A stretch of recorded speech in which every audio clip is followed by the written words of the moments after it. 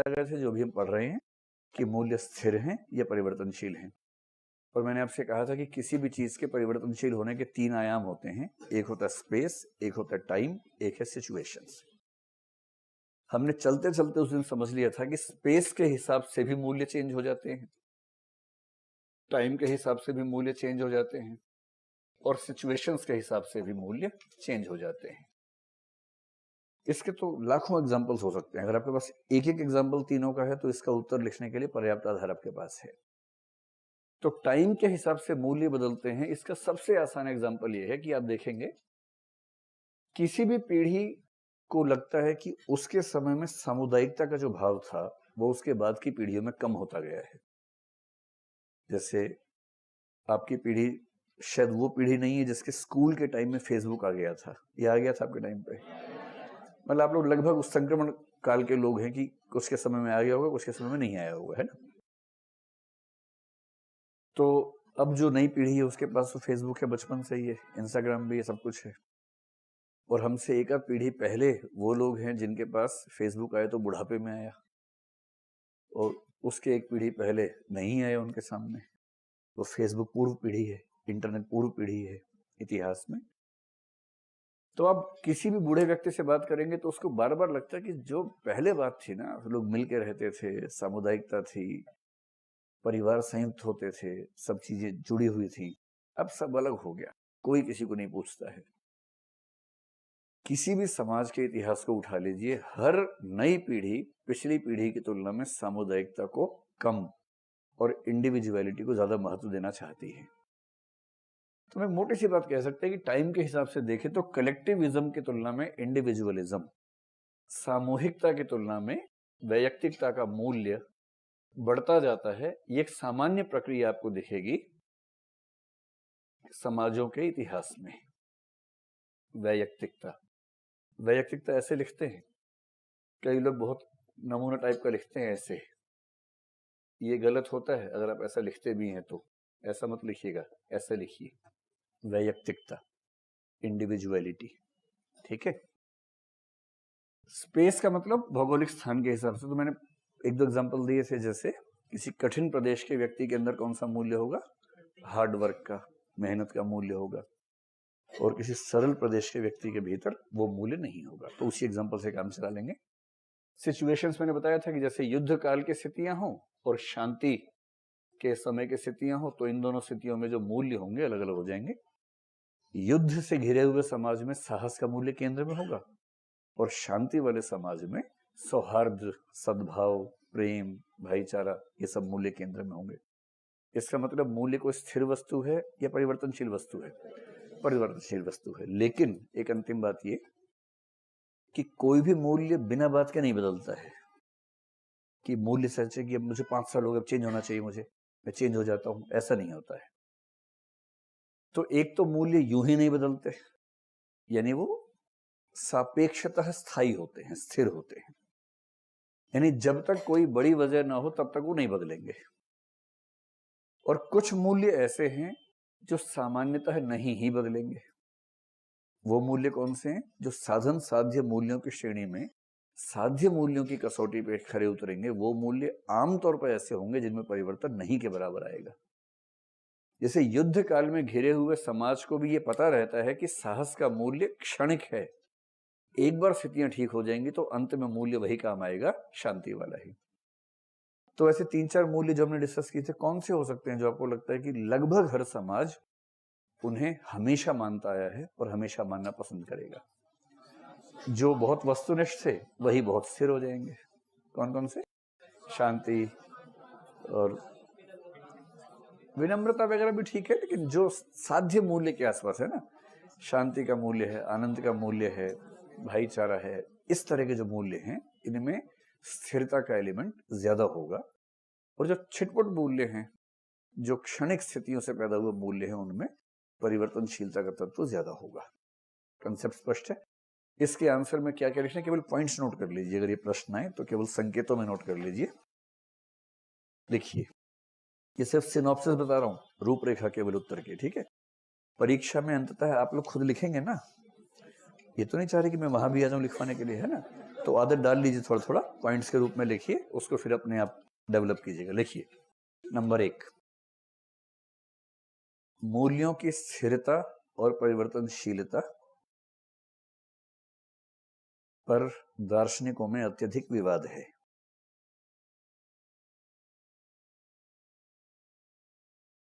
मूल्यों की स्थिरता और परिवर्तनशीलता पर दार्शनिकों में अत्यधिक विवाद है।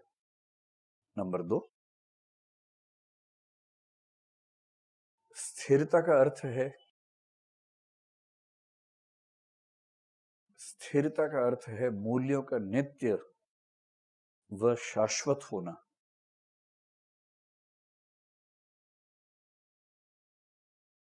मूल्यों का नित्य व शाश्वत होना, जबकि परिवर्तनशीलता का अर्थ है, जबकि परिवर्तनशीलता का अर्थ है कि मूल्य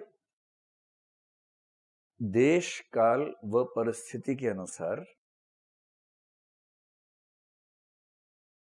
कि मूल्य देश, काल व परिस्थिति के अनुसार परिवर्तित होते हैं। नंबर 3, सामान्यतः सभी मूल्य किसी न किसी मात्रा में परिवर्तनशील होते हैं। सामान्यतः सभी मूल्य किसी न किसी मात्रा में परिवर्तनशील होते हैं।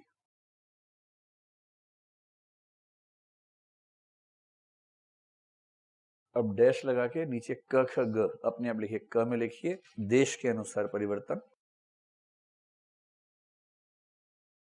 2-3 लाइन की जगह छोड़ दीजिए, खुद भरिएगा उसको। ख में लिखिए काल के अनुसार और ग में परिस्थितियों के अनुसार।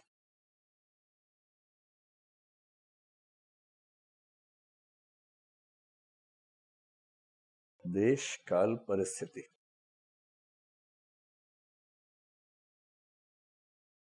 अब आइए नंबर 4,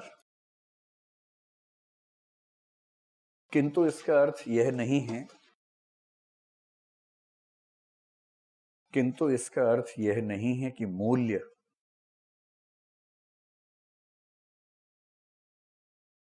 अनावश्यक रूप से परिवर्तित होते हैं।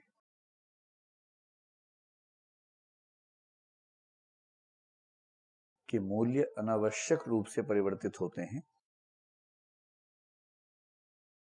सामान्यतः उनमें स्थायित्व की प्रवृत्ति होती है। सामान्यतः उनमें स्थायित्व की प्रवृत्ति होती है।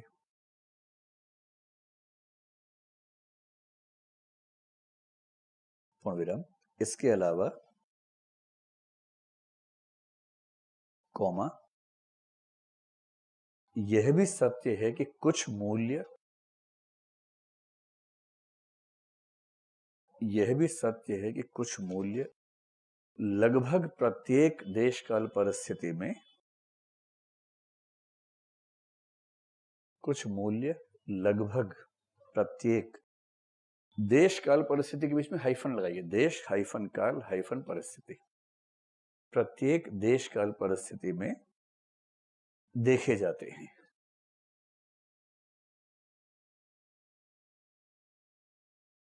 जैसे, अब वही 2-3 एग्जाम्पल, जैसे शांति, सद्भाव, आदि के मूल्य। ठीक। अब इस चीज को आगे बढ़ाने से पहले 2 शब्द आपको बताने जरूरी हैं। यहां से आप थोड़ा थोड़ा सा फिलॉसफी को टच करना शुरू करेंगे। देखिए वो क्या 2 शब्द हैं, फिर उन शब्दों के बेस पर हम अगले टॉपिक्स पे पहुंचेंगे। एक शब्द है डीओंटोलॉजी। मैं इसका हिंदी अनुवाद बताऊंगा, अभी आप अंग्रेजी में नोट कीजिए इसको, डीओंटोलॉजी। और दूसरा शब्द है टीलियोलॉजी। दर्शन का टॉपिक पढ़ेंगे तो नंबर 5 पे, पर उसका बीच बीच में जिक्र आता रहेगा क्योंकि उससे बच नहीं सकते, कहीं कहीं उसको लेना ही पड़ेगा। एथिक्स की दुनिया में जितने दर्शन हैं, आप उन सभी दर्शनों को मोटे तौर पर 2 वर्गों में बांट सकते हैं। बहुत हो तो एक तीसरा वर्ग है वर्च्यू। डीओंटोलॉजी की स्पेलिंग है DEONTOLOGY, टीलियोलॉजी है TELEOLOGY, और वर्च्यू है VIRTUE, वर्च्यू। ठीक। डीओंटोलॉजी को हिंदी में कहना हो तो जो आतंकवादी लोग हैं वो बोलते हैं परिणाम निरपेक्षवाद। यहां आतंकवादी का मतलब भाषाई आतंकवाद से है, असली आतंकवादी को तो पता भी नहीं हुआ है क्या होता है। तो डीओंटोलॉजी का हिंदी अनुवाद है परिणाम निरपेक्षवाद। इसी को सरल भाषा में कह देंगे तो इसको कहेंगे नियमवाद,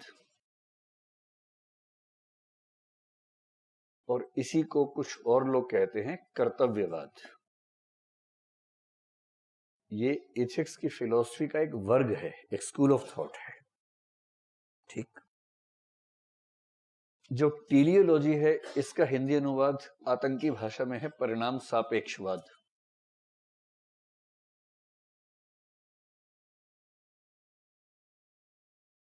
और कुछ लोग इसको आसान करने के लिए बोलते हैं परिणामवाद। हालांकि दर्शन में परिणामवाद का मतलब कुछ और होता है, लेकिन जीएस में इतना घपला चलता है। अब धूमधाम से इतना घपला कीजिए, कोई समस्या नहीं है। परिणामवाद। ठीक। अंग्रेजी में भी इसके लिए एक शब्द है कॉन्सिक्वेंशियलिज्म, वो भी चलता है, लेकिन मेरे ख्याल से आपसे पूछेंगे तो शायद यही पूछेंगे। अब एक शब्द चाहे तो नोट कर लें, कॉन्सिक्वेंस से बना है, कॉन्सिक्वेंशियलिज्म। तो ये लगभग वही चीज होती है, टीलियोलॉजी या कॉन्सिक्वेंशियलिज्म। ठीक है। हिंदी में परिणामवाद, परिणाम सापेक्षवाद, वही बात है।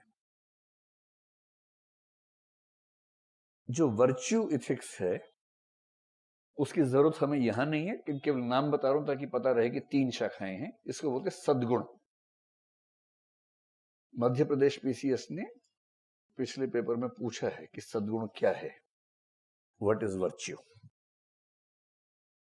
तो वर्च्यू मूल्य जैसा ही मामला होता है, हम 2 या 3 दिन में समझेंगे विस्तार में। ठीक। अब आप मुझे ये बताएं कि झूठ बोलना पाप है कि पुण्य है। अब देखिए 2 ही दिन में आप लोग इतने सियाने हो गए ना, अब प्रश्नों का सीधा जवाब नहीं दे रहे मुझे। जबकि 2 दिन पहले आप बड़े सरल व्यक्ति थे और प्रश्नों का सीधा जवाब दिया करते थे आप लोग। जी, परिस्थितियों के अनुसार। क्या बात, गजब। 2 ही दिन में देखो, मेरी बिल्ली मुझे को म्याऊं एकदम। चलिए कोई बात नहीं, ठीक है, फिर तो कुछ कहने की बात ही नहीं है। 2 तरह के लोग हैं दुनिया में। आपने देखा होगा कि आपके घरों में कुछ लोग होते हैं उसूल के पक्के, नियम के पक्के। जैसे कुछ ऐसे होते हैं कि मंगल को व्रत रखना है तो रखना है, चाहे कुछ भी हो जाए। फ्राइडे को हो गया डिहाइड्रेशन, उनको 3 दिन हॉस्पिटल में रहे, पाइप लगी रही, सोमवार निकल गया उसमें। सोमवार की शाम को डॉक्टर ने कहा अब आप ठीक हैं, आपका वजन 4 किलो कम हो गया है, कल खूब जम के खाना खाना तो स्वस्थ हो जाओगे, वरना चक्कर आके गिर जाओगे। और वो कहेगा नहीं कल तो मंगलवार है। डॉक्टर समझा रहा है कि देखो 3 दिन से मंगल ही चल रहा था आपका, अब अमंगलवार हो जाएगा अगर आपने फास्ट रखा तो, मंगल नहीं अमंगल हो जाएगा। पर जिद होती है, स्पेशली अगर 60 साल का आदमी हो चुका हो और वो कह रहा ना मंगल को नहीं खाऊंगा चाहे कुछ हो जाए। तो उससे मंगल को नहीं खाया और बुध को राम नाम सत हो गया।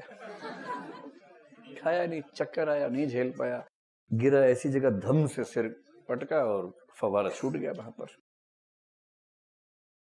ऐसे मूर्खों को आप उसूल वाला आदमी कहें या मूर्खता वाला कहें, दोनों बहुत नजदीक की चीजें हैं। उसूल 1 डिग्री के आगे मूर्खता का पर्यायवाची हो जाता है। जैसे इस केस में देखा आपने कि नियम का पक्का है, चाहे कुछ हो जाए। सुबह 4 बजे उठना है तो उठना है, चाहे कुछ हो जाए। एक दिन शादी ब्याह से लौटे, 2:30 बज गए आते आते, 3 बजे सोए, पर नियम होता है, मुर्गे से पहले उठना है चाहे कुछ हो जाए। 4 बजे उठ गया, 6 बजे उठ ही गया, क्योंकि झटका लग गया, दिल नहीं झेल पाया, कुछ ऐसा हुआ, अंदर सिस्टम बिगड़ गया और मामला खत्म, क्योंकि टाइम पे सोता ही नहीं था। 3-4 साल पहले 40 साल की उम्र का एक व्यक्ति मरा अमेरिका में। भारतीय व्यक्ति था, किसी बहुत बड़ी मल्टीनेशनल का सीईओ टाइप का कुछ था। वो बहुत प्रसिद्ध हुई कहानी है, मैंने पढ़ी, आपने पढ़ी होगी। 40 साल का था और वो क्रॉस कंट्री दौड़ता था, 40 किलोमीटर 42 किलोमीटर दौड़ रहा है, कभी हाफ मैराथन दौड़ रहा है, इस तरह का लड़का था। इतना फिट, जो रोज दौड़ता हो इतनी मात्रा में, उसे कोई कैसे बीमार हो सकता है? एक दिन कार्डियक अरेस्ट हुआ और मौत हो गई। और बाद में पता लगा कि उसके मरने की बड़ी वजह यह थी कि उसने नियम इतने ज्यादा माने कि अपने शरीर की जो बेसिक जरूरतें हैं, नींद जैसी, उनसे कॉम्प्रोमाइज किया, लगातार कॉम्प्रोमाइज किया।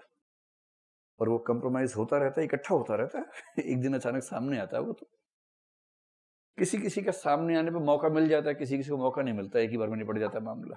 तो उसका वही हुआ। तो दुनिया में एक तरह के लोग तो वो हो गए नियम के पक्के, वो लोग ये वाले हैं। नियम पर ध्यान देना है, नियम पर बस, ठीक। बाकी है समझदार लोग दूसरी तरफ। जैसे आप सबने जो मेरे प्रश्न का जवाब दिया, वो इसी बात का संकेतक है कि आप लोग इस विचारधारा को मानने वाले हैं। इनका मानना है कि क्या ठीक है क्या गलत है, इसका फैसला उस कृत्य के परिणाम से होगा, किसी नियम से नहीं होगा, परिणाम से होगा।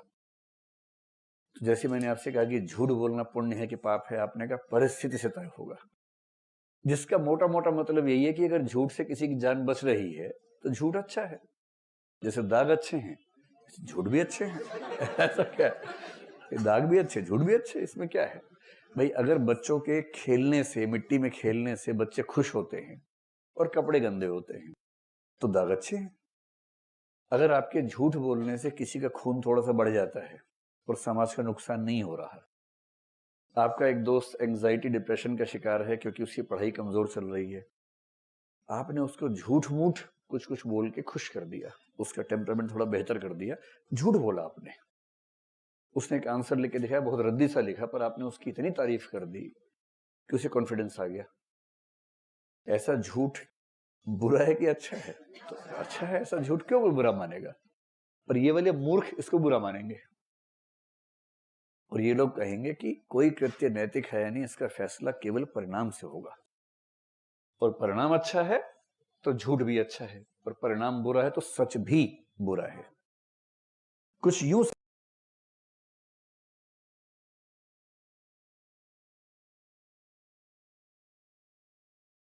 समझे कि आप अपने घर में अचानक इसे नॉक किया, आपने दरवाजा खोला, एक आदमी खून में लथपथ अंदर घुसा,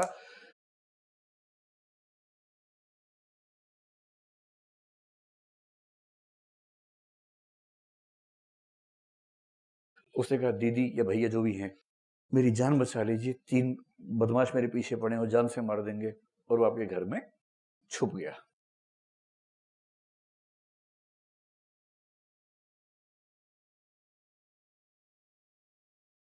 जब तक आप कुछ समझते, 2-3 लोगों ने नॉक किया, आपने दरवाजा खोला, उनके हाथ में पिस्तौल है, चाकू है, उन्होंने फोटो दिखाई कि ऐसा आदमी देखा है, हम उसे ढूंढ रहे हैं।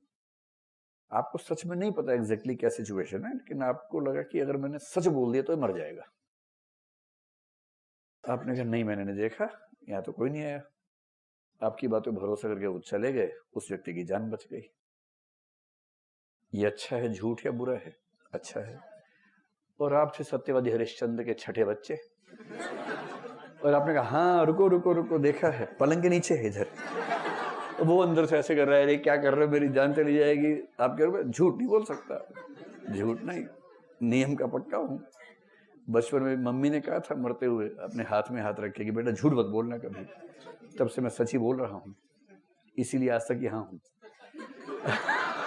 क्योंकि मैं केवल सच बोलता हूं। और उन्होंने कहा ऐसा सत्यवादी नहीं मिला। बहुत बढ़िया सर, 2 मिनट रुकिए, पहले इसको मार लेते हैं, हमें 2 को मारना था बेसिकली, एक तो ये है और आप भी हैं, 2 मिनट रुकिए, आपको मारते हैं उसके बाद।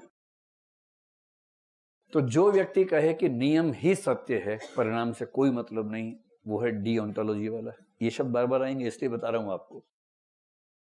पश्चिम में एक दार्शनिक हुआ जो इसका कट्टर समर्थक है, उसका नाम है कांट, इमैनुअल कांट। जर्मनी का 18 सेंचुरी का आदमी है। अच्छा, इसकी दो किताबें बड़ी खतरनाक हैं। पहली है क्रिटिक ऑफ प्योर रीजन, दूसरी है क्रिटिक ऑफ प्रैक्टिकल रीजन। अभी नाम मत लिखिए, जब पढ़ेंगे तब समझा दूंगा। पहली किताब तो ऐसी है कि उसको पढ़ने के बाद लोग कहते हैं कि वी कांट अंडरस्टैंड, यहीं से इसका नाम कांट पड़ा शायद। तो कांट का मतलब है वी कांट। बहुत इतना गहरा दार्शनिक है, मतलब मुझसे कोई पूछे दुनिया में अगर एक दार्शनिक को जिंदा रखना बाकी सबको मार देना हो, मैं इसको जिंदा रखूंगा, इतना शानदार दार्शनिक है। पर दूसरी किताब तक आते आते इसकी विचारधारा एकदम बदल गई है। क्रिटिक ऑफ प्रैक्टिकल रीजन, जो इथिक्स का हिस्सा है किताब। पहली वाली किताब मेटाफिजिक्स एपिस्टेमोलॉजी का हिस्सा है, जो आपके पाठ्यक्रम में नहीं है। दूसरी किताब जो बहुत ही आसान भाषा में है, वो इथिक्स का हिस्सा बनी। और 2 दिन पहले इतिहास के एक प्रोफेसर DU के, उनसे मेरी बात चल रही थी, संयोग से कांट के बारे में बात चल रही थी। मुझे बहुत रिवीलिंग सा ट्रुथ उन्होंने बताया। उन्होंने पूछा कि आपको नहीं लगता कि कांट पे गीता का असर है? मैंने कहा कांट और गीता में समानताएं तो बहुत सारी हैं, अभी असर है या 2 बुद्धिमान लोगों ने संयोग से एक जैसा सोचा, ये कहना मुश्किल है। तब उन्होंने मुझे 2-3 प्रमाण बताए कि 18 सेंचुरी में जब कांट सेकंड बुक लिख रहा था, ठीक उससे पहले एशियाटिक सोसाइटी ने गीता का अनुवाद अंग्रेजी और जर्मन में कर दिया था। और इस बात के प्रमाण है कि कांट एशियाटिक सोसाइटी से कनेक्टेड था। तो मैंने कहा अगर ये है फिर तो थियरी चेंज हो जाएगी, क्योंकि इसके विचारधारा पे गीता से इतनी नजदीकी दिखती है। जैसे गीता कहते हैं ना, कर्म किए जा फल की चिंता मत कर, फल परिणाम की चिंता मत कर, कर्म किए जा। तो भारतीय दर्शन में गीता डीओंटोलॉजी के आसपास है, एग्जैक्टली वो नहीं है। कांट तो पक्का डीओंटोलॉजिस्ट है, गीता उसके नजदीक है। हम पढ़ेंगे, दोनों की तुलना पढ़ेंगे तब समझेंगे। पश्चिम में जो सबसे प्रसिद्ध हुए इस विचारधारा में, उनमें एक बेंथम, एक मिल, 2 व्यक्ति बहुत प्रसिद्ध हैं। दोनों उपयोगितावादी हैं। यूटिलिटेरियनिज्म एक विचारधारा है, उपयोगितावाद उससे समर्थक है।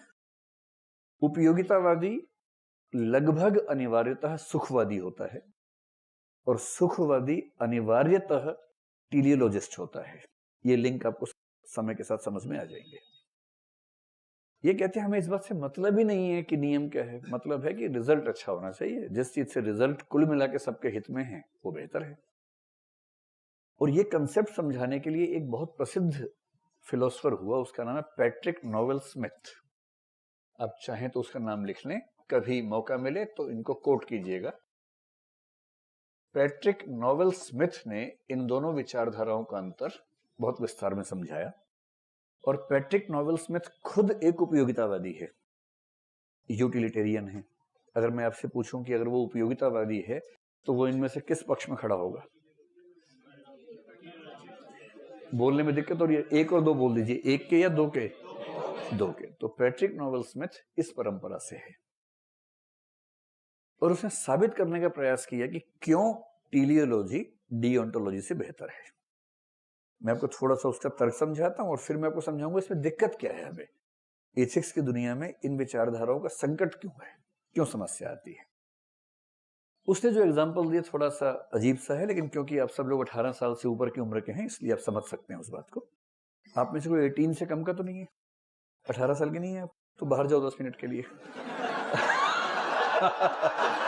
जैसे घर में नहीं होता, बच्चों को भेज देते कि जाओ कोई दृश्य आने वाला, आप जाओ बाहर थोड़ा सा।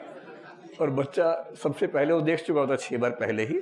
बच्चा कहता है मुझे पता है क्या है यार, आप देखो ना, शर्माओ मत मुझसे, आप देख लो कोई बात नहीं। बहरहाल, तो वो एक सिचुएशन उसने रखी। उसने नैतिकता के दोनों प्रकारों में भेद किया, एक निबंध लिखा बड़ा अच्छा सा। तो सिचुएशन ये है कि एक पति पत्नी है, A और B मान लीजिए उनको। पति पत्नी सुनते कई लोग मुस्कुराने लगे अचानक। लगता है कुछ रोचक कहानी आने वाली। भाई बहन बोलूंगा तो बातें नहीं करेंगे, है ना? क्योंकि हार्मोन्स का मामला है ना, आप लोग की उम्र ऐसी है कि दिमाग एक खास तरीके से ही काम करता है। तो खैर, उसने ऐसा एग्जाम्पल दिया जो आपकी रुचि का हो सकता है बहुत ज्यादा। तो सिचुएशन ये है कि एक पति पत्नी है जो एक दूसरे का सम्मान करते हैं, एक दूसरे का ध्यान रखते हैं बहुत ज्यादा, किसी को दुख ना हो पूरी केयर करते हैं, पर संयोग से एक दूसरे से प्रेम नहीं करते हैं।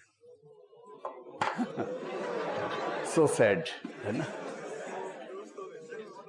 तो ऐसा माना जाता है समाज शास्त्र में कि दुनिया में विवाह की डिग्रीज देखे तो 6 भागों में बांटते हैं।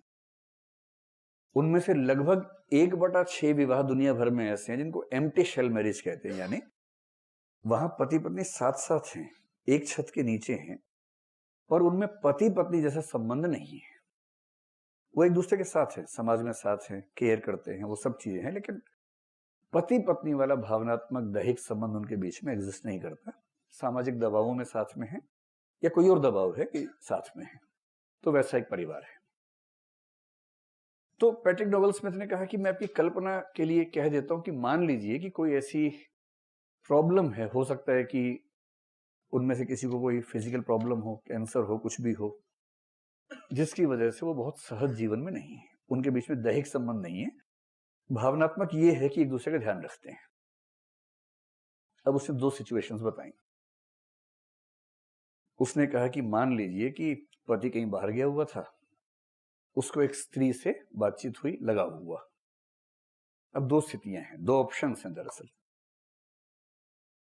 उसने कहा एक ऑप्शन ये है कि वो पुरुष अपनी पत्नी की सहमति से ही, असहमति से नहीं, झूठ करके नहीं, सहमति से, क्योंकि उसकी पत्नी भी इस बात को लेकर सहज है कि यदि उसका कहीं हल्का फुल्का प्रेम है तो उसको दिक्कत नहीं है, पति को भी दिक्कत नहीं है, दोनों में सहजता इस तरह की है। तो वो कह रहे 2 विकल्प केवल मैं आपको दे रहा हूं। पहला विकल्प यह है कि वह पुरुष उस स्त्री के साथ एक दिन का संबंध या एक रात का संबंध, जिसको 1 नाइट स्टैंड कहते हैं, वैसा संबंध है, फिजिकल लव है, कोई कमिटमेंट नहीं है, भावनात्मक संबंध नहीं है। ये नहीं है कि रोज तुम मैसेज करना, मैं रोज जवाब दूंगा, सुबह सुबह 25 चिट्ठियां जा रही हैं, 25 मैसेज वहां से आ रहे हैं और नाम अलग अलग चल रहे हैं, वो सब ड्रामा नहीं है। एक बार मिले, ठीक है, उनके बीच में फिजिकल अफेयर हुआ, बात खत्म हुई, और उसके बाद तू कौन मैं कौन टाइप से, बस ठीक है, इतना ही हमारा संबंध था। एक तो ये विकल्प है, जो आजकल की दुनिया में बहुत रेयर बात नहीं है, ऐसा हो सकता है 2 लोगों के बीच में। दूसरी स्थिति यह है कि उनके बीच में दैहिक संबंध नहीं है, भावनात्मक संबंध गहरा है। पति और दूसरी स्त्री के बीच में इमोशंस रिलेशन ऐसा है कि दिन भर दोनों एक दूसरे की याद में खोए रहते हैं या व्हाट्सएप में खोए रहते हैं, लेकिन दैहिक संबंध नहीं है।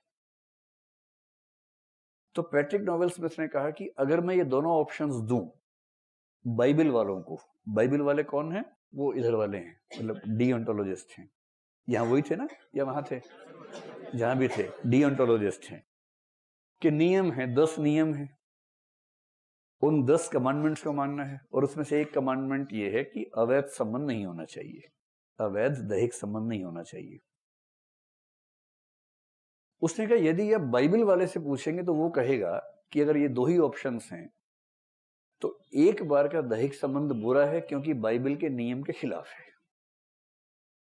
जबकि लंबे समय तक चल रहा भावनात्मक संबंध बुरा नहीं है क्योंकि बाइबल में इसके लिए मना नहीं किया गया है और वो नियम को फॉलो करते हैं।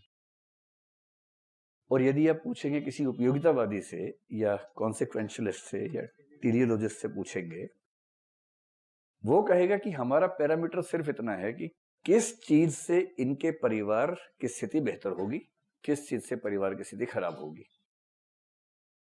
हो सकता है कि यौन संबंध ना होने की वजह से उनके बीच में कुंठाएं ज्यादा हों, और ये जनरल परसेप्शन ये है कि पुरुषों में ये कुंठाएं ज्यादा होती हैं। अगर एक बार ऐसा संबंध बना, एक दिन का संबंध बना, और उस वजह से हो सकता है कि वो व्यक्ति जो थोड़ा बहुत तनाव उसके घर में रहा भी हो, उस तनाव से उसको मुक्ति मिल जाए और उसके बाद वो अपने घर में और सहज तरीके से रहे, अपनी पत्नी का और ध्यान रख सके। जबकि यदि उसका भावनात्मक संबंध हो गया तो दैहिक संबंध हो या ना हो, वो रात दिन उसकी चिंता करेगा और अपने घर में ध्यान नहीं दे पाएगा।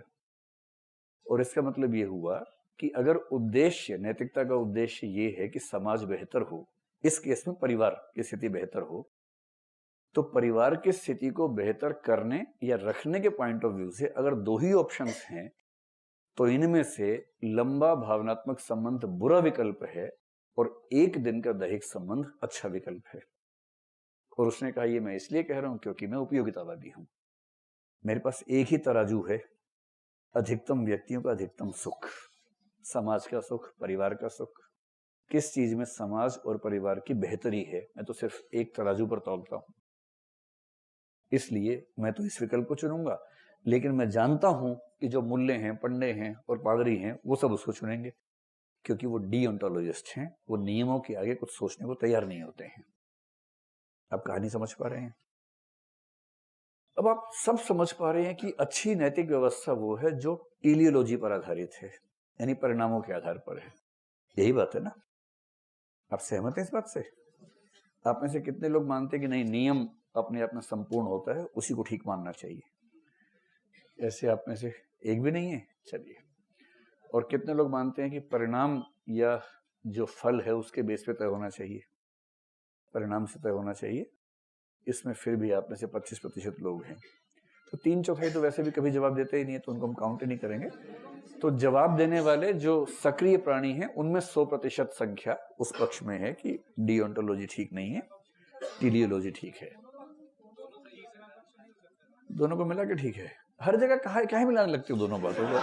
आप लोगों को समझ में आ गया कि मिला के चला लेना काम किसी तरह से। मान लो कि नहीं मिल सकता यहाँ पर, जैसे उस केस में पत्नी और माँ कैसे मिलेगी, प्रेमिका और माँ नहीं मिल पा रही है, एक को ही बचा सकते हैं। तो कुछ कुछ ऐसी सिचुएशन समझ लीजिए कि यहाँ दोनों को मिलाना नहीं है, किसी एक को बचाना है, ठीक है। लेकिन इसके बाद भी संकट क्या है?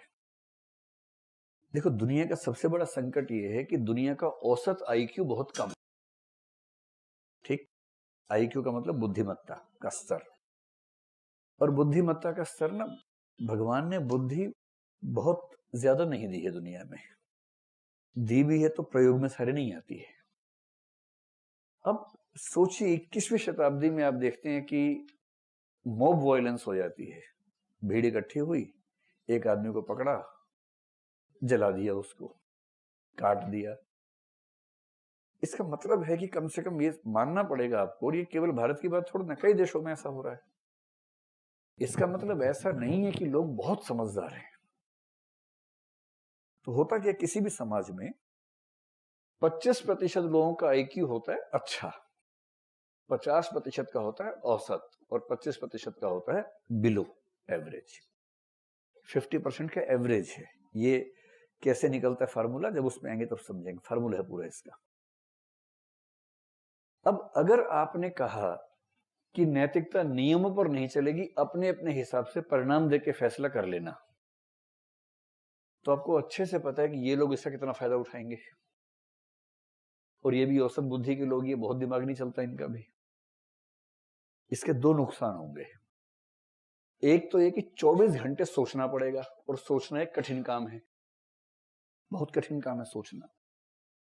जब आप एटीट्यूड पढ़ेंगे ना, एक कंसेप्ट है सिस्टमैटिक प्रोसेसिंग, एक है ह्यूरिस्टिक प्रोसेसिंग, वहां समझेंगे इस चीज को। हम भी करते हैं, अभी बताता हूं फॉर एग्जांपल। और दूसरी समस्या क्या है, इससे सब्जेक्टिविटी बहुत ज्यादा आ जाएगी। ऐसी सब्जेक्टिविटी आएगी कि नैतिक व्यवस्था के नाम पे दुराचार, अनाचार, सब कुछ फैल जाएगा। क्यों? जैसे आपने कहा, भाई देखो, परिणाम से तय होता है, परिणाम सोच के तय करना क्या ठीक है क्या गलत है। हर बच्चा झूठ पे झूठ बोले जा रहा है। आपने कहा झूठ क्यों बोलते हो? परिणाम अच्छा है इसका, मेरी पिटाई नहीं हुई, ये परिणाम कितना अच्छा है, इसलिए मैं झूठ बोलता हूं। कुछ सिस्टम ही नहीं बचेगा। सब लोग अपने अपने हिसाब से परिणाम की व्याख्या करके नियमों का उल्लंघन करेंगे, और नैतिक व्यवस्था का मतलब उसकी ऐसी तैसी कर देंगे। दूसरा, सोचना पड़ेगा, हर बात पे सोचना पड़ेगा। अब सोच के देखिए, जैसे आप निकले, एक भिखारी पीछे पड़ गया कि बाबू कुछ दे दो, माई कुछ दे दो, और सबसे पहले वो जोड़ी बनाए थे, आप दोनों की जोड़ी सलामत रहे। भाई साथ में ऐसे ही खड़े हुए थे, जोड़ी बना दी, तो लड़का खुश हो गया था, आजा आजा तू ले यार, इस बात पे ले ले कि तूने जोड़ी तो बनाई कम से कम मेरी। जो भगवान भी नहीं बना पा रहा, तूने बना दी, कोई बात नहीं। तो इसी में खुश। तो अब ऐसे में 3 स्थितियां हो सकती हैं। एक, आप में से कुछ के दिमाग में फंडा क्लियर होगा, भिखारी को पैसे देने ही नहीं है, चाहे कुछ हो जाए, क्योंकि आपने पढ़ रखा है कि इनको पैसे देने से फिर वो पूरा गैंग विकसित होता है, हाथ पैर काटे जाते हैं बच्चों के, और भीख का एक पूरा सिस्टम काम करता है। और उसमें अगर आप भीख दे रहे हैं, इसका मतलब आप किसी बच्चे के हाथ पैर कटवाने के लिए जिम्मेदार हो जाएंगे अंत में। तो आपने एकदम ठान रखा है, चाहे कुछ हो जाए भीख देनी नहीं। कोई कितना भी कैसा भी मुंह लेके आ जाएगा, बोलेगा ना भगवान से नहीं देंगे। क्लैरिटी है ना, कंफ्यूजन नहीं है आपको। दूसरा है उसका नियम है, जो आएगा कुछ ना कुछ देना है उसको।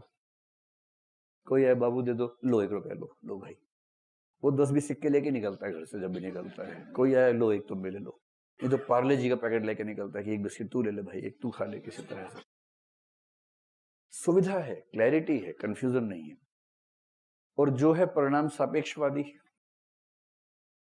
वो हमेशा जैसे जा रहा है जरूरी काम से भिखारी आ गया, अब वो सोच रहा है 2 मिनट रुको पहले मैं टटोलूंगा, इंटरव्यू दो पहले मुझे, बताओ तुम्हारे नंबर कितने थे 10वीं क्लास में, ये बताओ पहले, फिर 12वीं के बताओ, चलो मैं जीके के 4 सवाल पूछ रहा हूँ, देखूंगा तुम कितना पढ़े लिखे हो, फिर नैतिक ज्ञान की परीक्षा लूंगा, तुमसे 4 सवाल वो बताऊंगा, उसके बाद तय करेगा ऐसे तौल के कि हाँ देना चाहिए, फिर निकाला 5 के नोट, लो ले जाओ।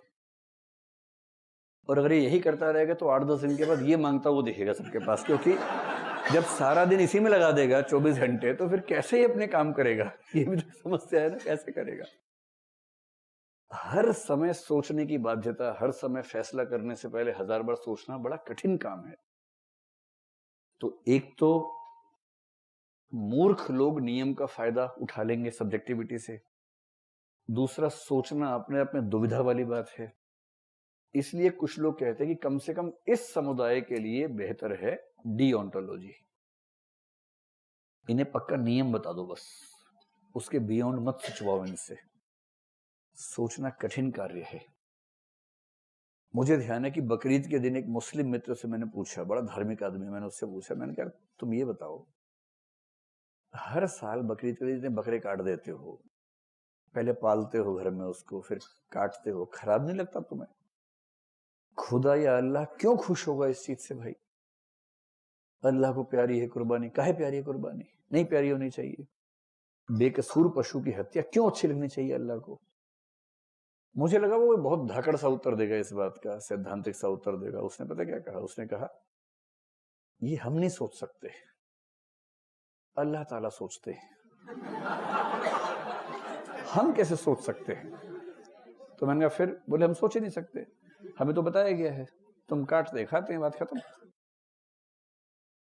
कितना सिंपल सॉल्यूशन है, हम सोच ही नहीं सकते। जिस चीज का जवाब मैं नहीं दे सकता, मैं काहे सोचूं उसके बारे में? भगवान की मूर्ति पे लोग पूजा कर रहे हैं, एक चूहा वहां खेल रहा था, चूहा वहां से मिठाई लेके भाग गया। इस घटना से आर्य समाज के संस्थापक दयानंद सरस्वती विचलित हो गए। कहानी है प्रसिद्ध। दयानंद ने, उनका नाम शायद मूल शंकर कुछ था उस जमाने में, उन्होंने पुजारी से कहा कि यार तुम्हारा भगवान अपनी मूर्ति पे चूहा चढ़ गया, उसको तो हटा नहीं पा रहा, ये दुनिया कैसे संभालेगा? मैं इसको मानने से इनकार करता हूं। और वहीं से उस चूहे की वजह से आर्य समाज की स्थापना हुई।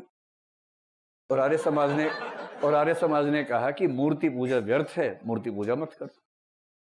वो पुरोहित बुड़बक टाइप का था, वरना जवाब दे सकता था इस बात का। पुरोहित को इतना ही कहना था कि भगवान की नजर में इंसान और चूहा दोनों प्राणी बराबर हैं।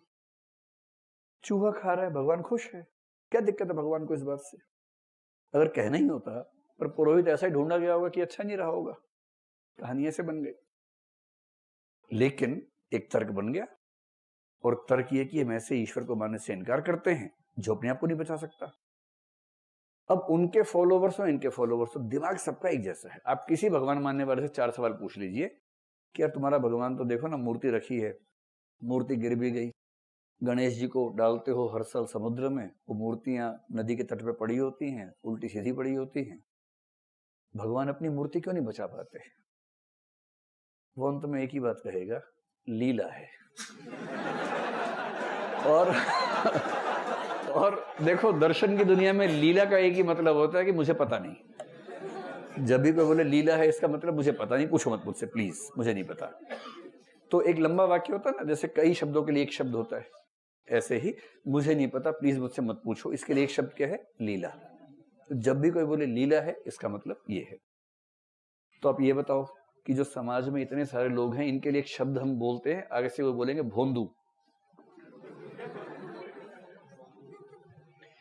तो समाज के 75% भोंदुओं के लिए ज्यादा अच्छा सिस्टम कौन सा है, डिओन्टोलॉजी या टेलियोलॉजी? उनको तो डीएम बताओ पक्का, सुचवाओ मत उनसे बस, क्योंकि वो उनके बस की बात नहीं है। और जो ऊपर के 10, 20, 25% लोग हैं, वो आप कितना भी कोशिश कर लो, वो मानेंगे भी नहीं आपकी बात, वो हर बात पर सोचेंगे। ये लोग पाए जाते हैं जेएनयू में।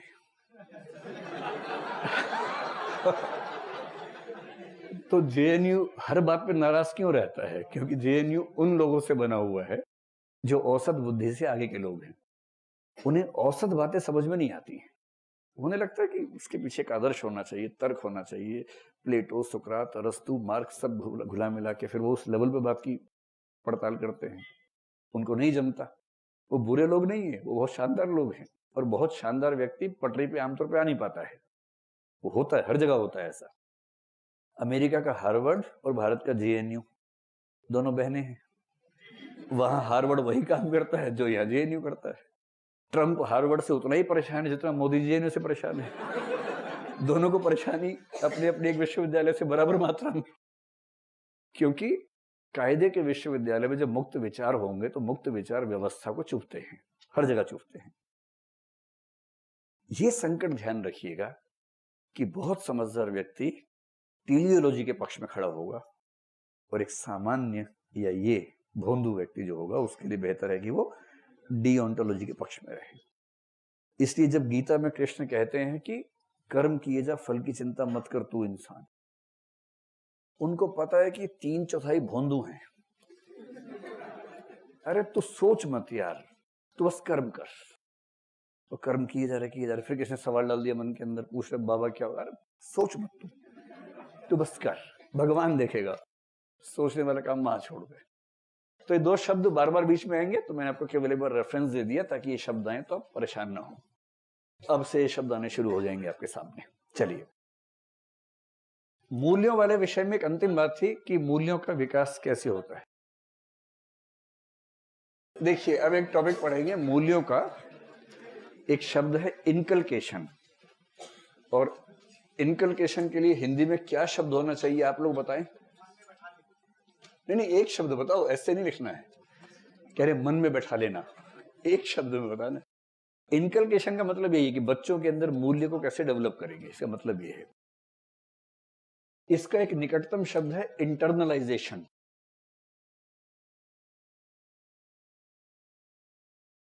इंटरनलाइजेशन इंटरनलाइजेशन के लिए हिंदी शब्द आता है आंतरीकरण, भीतर उसको स्थापित कर लेना। तो हम एक शब्द लिखते हैं आंतरीकरण, एक शब्द होता है एसिमिलेशन। एसिमिलेशन का मतलब है भिन्न भिन्न चीजों को एक साथ पचा लेना। जो शब्द आप बता रहे हैं वो उसका अनुवाद है सात्मीकरण।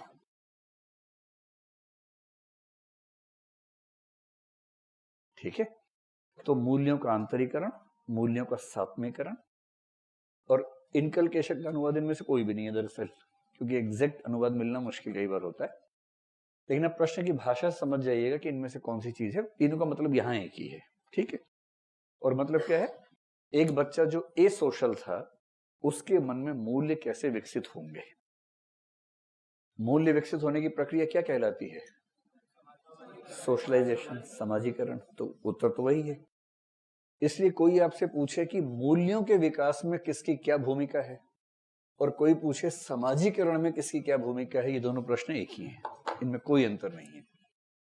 मूल्यों के आंतरीकरण में विभिन्न भूमिकाएं, किसकी क्या भूमिका है, ये प्रश्न है।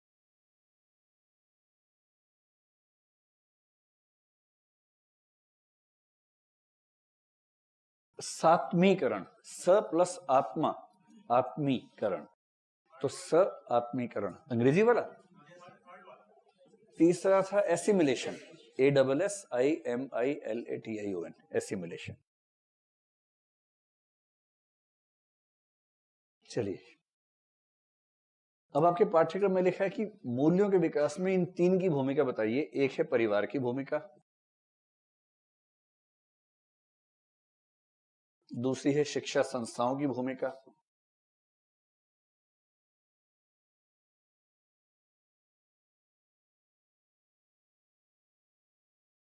और तीसरी है समाज की भूमिका।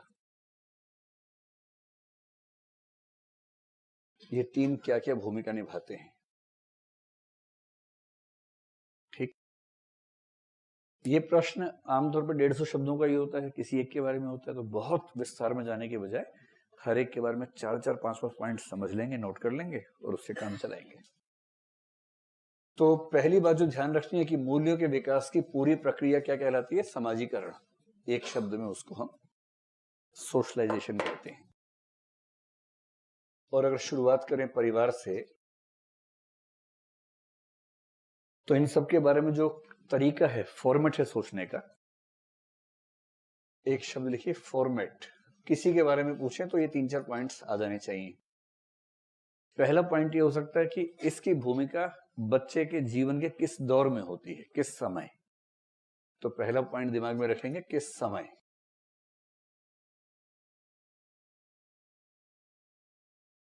दूसरा ये कि ये उस बच्चे के अंदर मूल्य विकसित करने की प्रक्रिया में कौन सा तरीका अपनाता है। तरीका, मूल्यों के विकास का तरीका क्या अपनाता है। ठीक है, तो परिवार कैसे विकसित करता है मूल्य, इसका मतलब ये हुआ। तीसरा हो सकता है कौन से मूल्य। कौन से मूल्य का मतलब मूल्यों का जो वर्गीकरण था, साधन मूल्य हैं कि साध्य मूल्य हैं, नकारात्मक हैं या सकारात्मक हैं, अच्छे हैं या बुरे हैं, कुछ भी हो सकता है। और चौथा प्रभाव, कि उस बच्चे पर यहां से जो प्रभाव पड़ता है वो बाकी की तुलना में कम है या ज्यादा है, कितना प्रभाव है। इन 4 बिंदुओं में चाहे समाज पूछे, चाहे परिवार, चाहे शिक्षा संस्था, उससे हम काम चला लेंगे। तो परिवार से शुरू करते हैं। किस समय, सबसे पहला बिंदु किस समय। तो देखिए जो बच्चा होता है ना, उसका मोटा मोटा सा खाका समझ लीजिए। बच्चा पैदा हुआ तो ए सोशल है, उसे कुछ भी नहीं पता। 6 महीने तक के बच्चे को ये भी नहीं पता होता कि मैं कुछ हूं। एक कंसेप्ट होता है मनोविज्ञान में, सेल्फ का कंसेप्ट। सेल्फ कंसेप्ट यानी कि मैं की धारणा।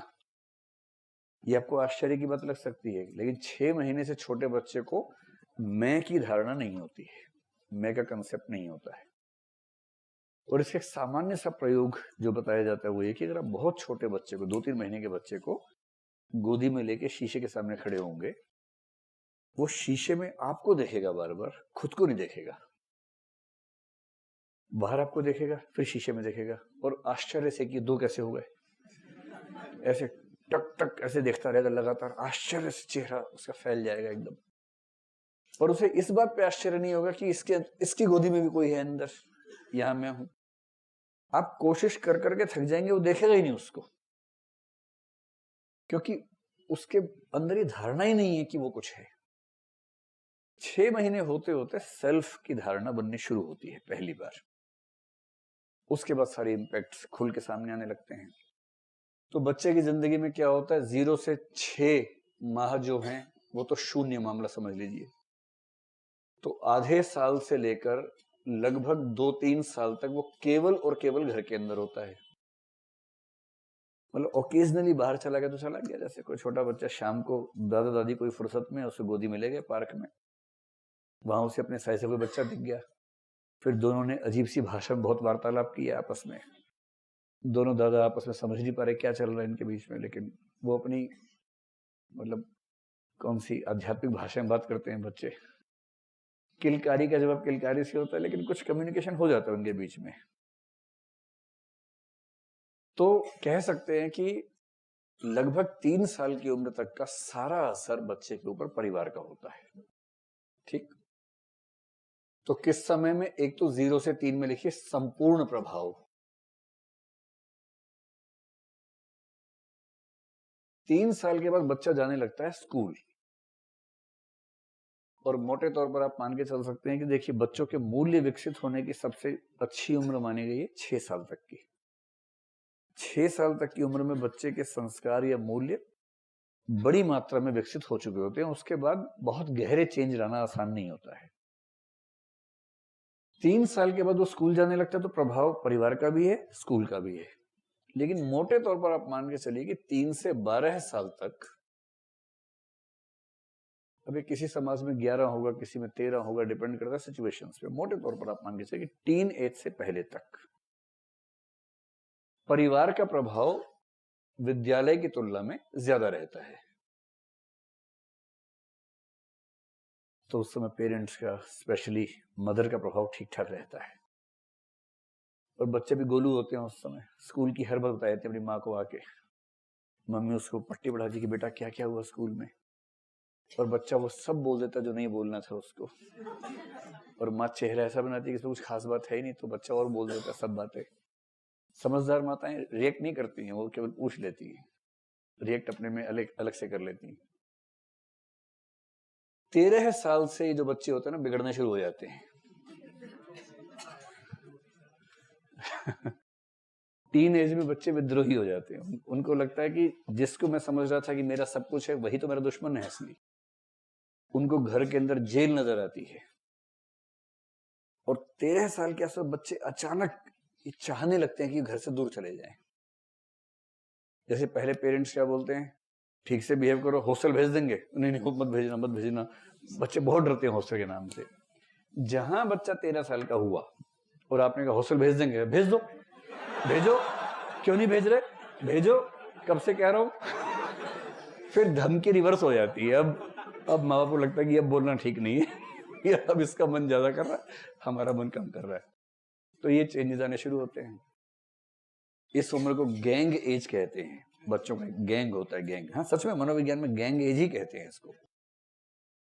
13 से 16, 17, 18, 19 ये जो उम्र है, सबसे खतरनाक उम्र मानी गई है।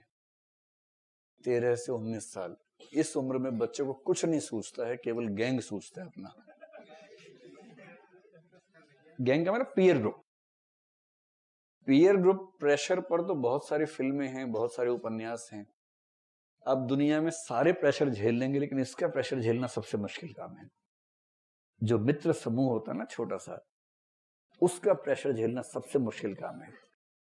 और इसलिए इसी दौर में दुनिया का लगभग हर व्यक्ति जिसको बिगड़ना होता है, बिगड़ जाता है। बिगड़ने की सबसे माकूल उम्र जो मानी गई है वो ये उम्र है, क्योंकि इस समय परिवार का असर कम हो जाता है।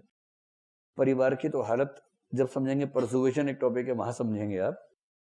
परिवार की हालत तो ऐसी इस दौर में होती है कि माँ बाप कुछ अच्छा भी सिखाएंगे तो बच्चा सोचता है कि ये दुश्मनी निकाल रहे मेरे साथ कुछ ना कुछ।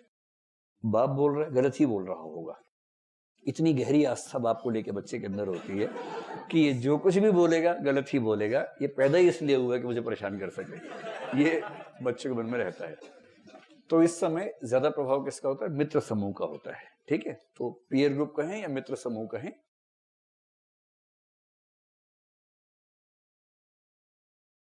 विद्यालय का असर ठीक ठाक रहता है, परिवार की तुलना में कम होता है, ये बात ठीक है।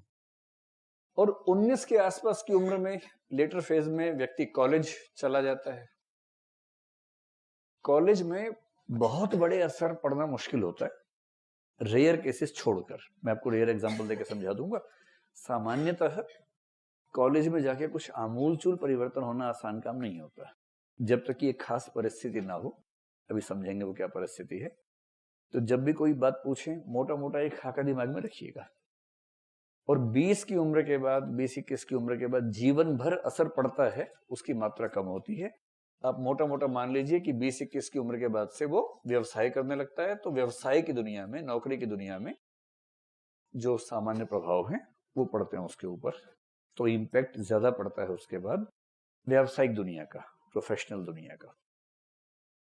ये भारत में ही होता है कि 35 साल तक बच्चे तैयारी करते हैं एग्जाम की। बाकी देशों में 16-17 के बाद बच्चों को लात मार देते हैं कि जाओ अपना काम संभालो, अपने बलबूते जिंदा रहो। ये भारत ही है जहां पर बच्चे 35 के बाद युवा होते हैं।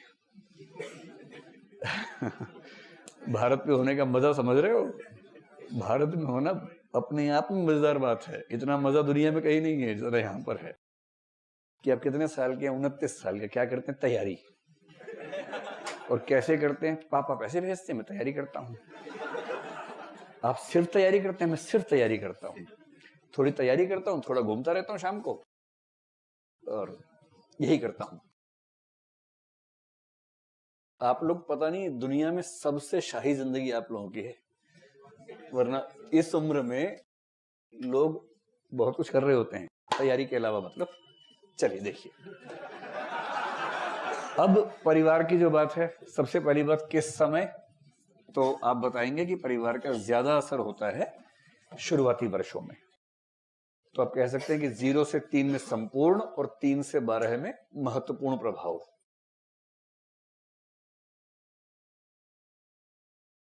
ठीक। इसमें भी एक बात ध्यान रखिएगा कि कुछ मनोवैज्ञानिकों ने, कुछ दार्शनिकों ने इसके बारे में बहुत अच्छे वर्णन किए हैं। मैं एक मनोवैज्ञानिक का जिक्र कर रहा हूं जिसका नाम है जॉन बॉल्बी, JOHNBOWLBY, जॉन बॉल्बी। इसने एक स्टडी की डेविएंट बिहेवियर पर। डेविएंट बिहेवियर मतलब अपराध, विपथगमन, विचलन जिसको बोलते हैं। भाई हर समाज में एक निश्चित संख्या में अपराधी बनते रहते हैं, तो ये सामाजिक मसला है, हर समाज में ऐसा होता है। आप कितना भी अच्छे स्कूल बना लेंगे, एक निश्चित संख्या में अपराधी बनते ही रहेंगे वहां पर। तो कौन से बच्चे अपराधी बनेंगे, अपराधी बनने की संभावना कौन से बच्चों में ज्यादा है, इसको लेके स्टडीज खूब होती हैं। एक शब्द आपने सुना होगा, जैसे जियोग्राफी में जियोमॉर्फोलॉजी पढ़ते हैं ना, ऐसे अपराध विज्ञान में मॉर्फोलॉजी एक हिस्सा है। जैसे जियोमॉर्फोलॉजी का मतलब है कि भौगोलिक आकृतियां कैसी हैं, तो मॉर्फोलॉजी का मतलब है कि व्यक्ति की आकृति से समझ सकते हैं कि अपराधी बनने की टेंडेंसी कितनी है उसके अंदर। कुछ लोग तो ये कहते हैं कि व्यक्ति का जो जेनेटिक स्ट्रक्चर है उससे उसका शरीर की आकृति तय होती है, और आकृति से अनुमान किया जा सकता है कि अपराधी बनने की संभावना कितनी है। जैसे किसी किसी को देख के आपको लगता होगा ना कि बहुत क्रूर दिख रहा है, आकृति से ऐसा लग रहा है, उसे चेहरे से ऐसा लग रहा है, तो आप भी उस समय मॉर्फोलॉजी जो विज्ञान है उसके पक्ष में खड़े हो जाते हैं। सीजर लाम्ब्रोसो नाम था, इटली का डॉक्टर था, वो इस विज्ञान का जनक माना जाता है। और उसने बताया कि 3 तरह के लोग हैं, एंडोमॉर्फ, एक्टोमॉर्फ, मेसोमॉर्फ। उनके शारीरिक गठन से ही हम अपराध की व्याख्या कर लेते हैं। पर जॉन बॉल्बी ने दूसरी बात कही। उसने कहा ऐसा बकवास बातें हैं, असली बात यह है कि अपराधी बनने की संभावना उस बच्चे की सबसे ज्यादा है जिसको अपने बचपन में मां का प्यार पर्याप्त मात्रा में ना मिला हो। और ये मामला सिर्फ अपराधी बनने की संभावना का नहीं है, उसने एक और कंसेप्ट दिया। एक शब्द होता है मनोविज्ञान में रेसिडिविज्म।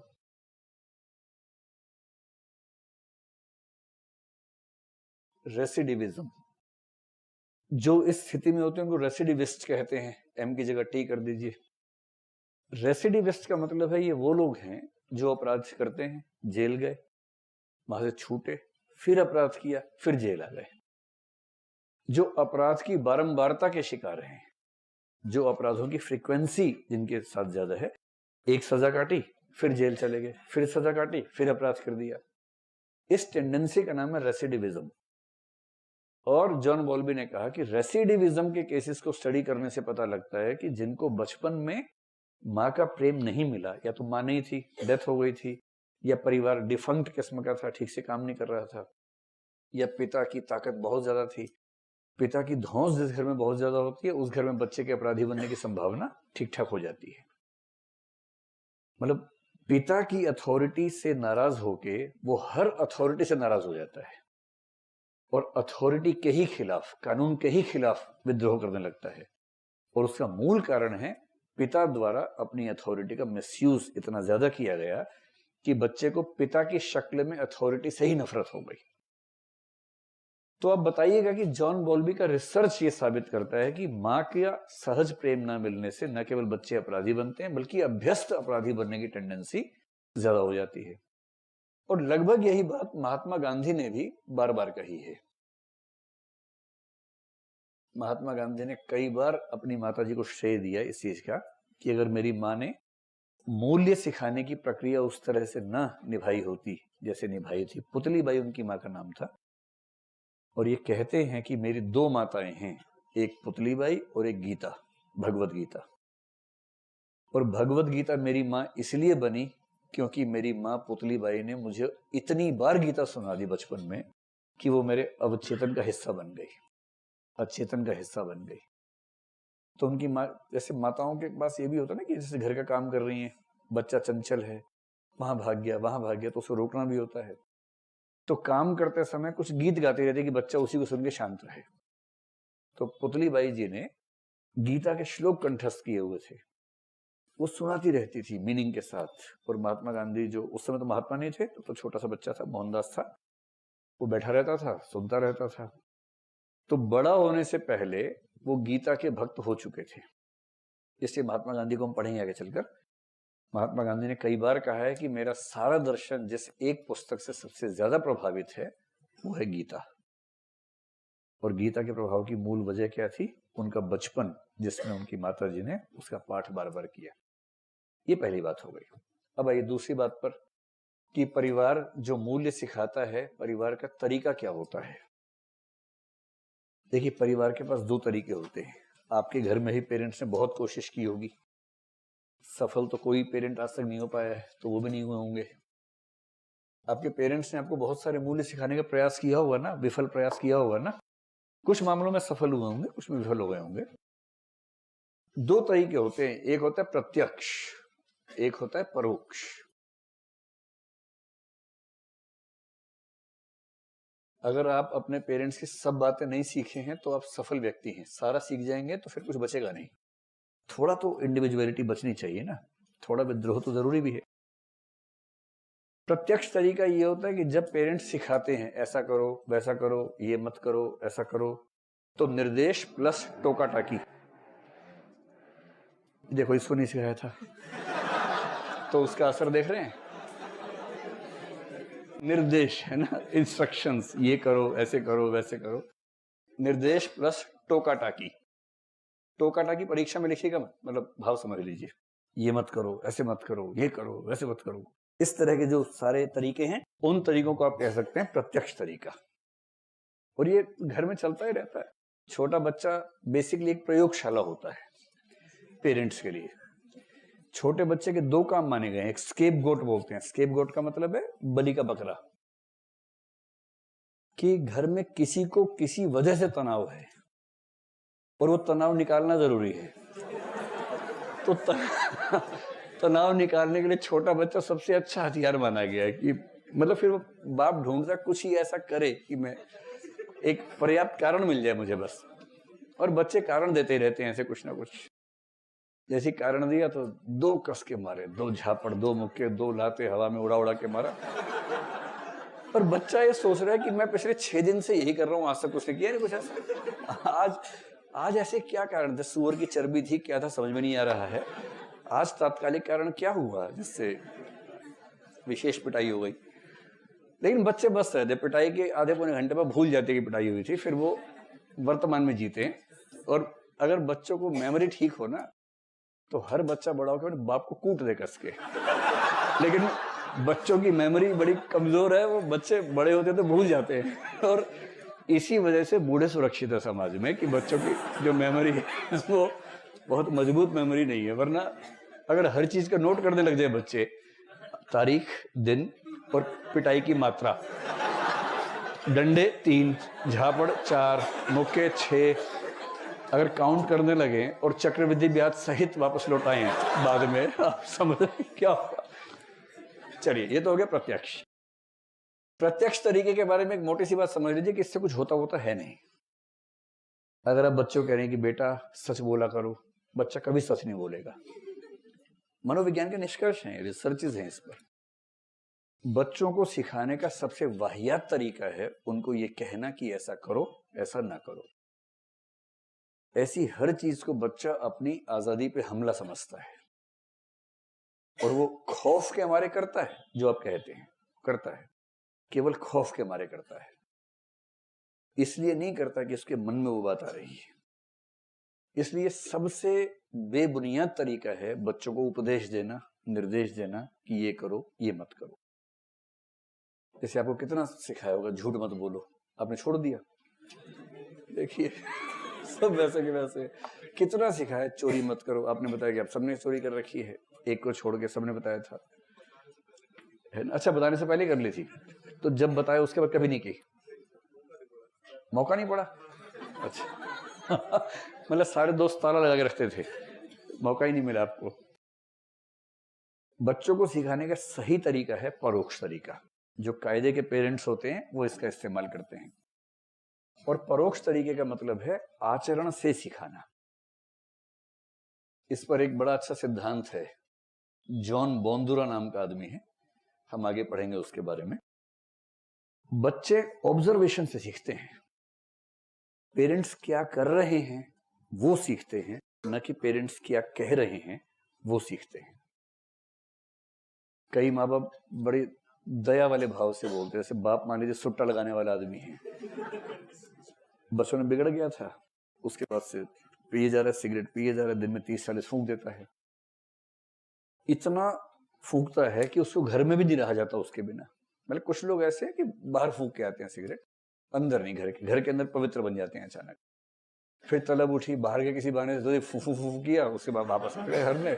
कई लोग तो इस तरह से करते हैं, ठीक है, वो फिर भी इस सेंस में ठीक है कि बच्चे के सामने ऐसी हरकत नहीं कर रहे, भाई खुद को कंट्रोल नहीं कर पा रहे, कोई बात नहीं, बच्चे को तो मत खराब करो।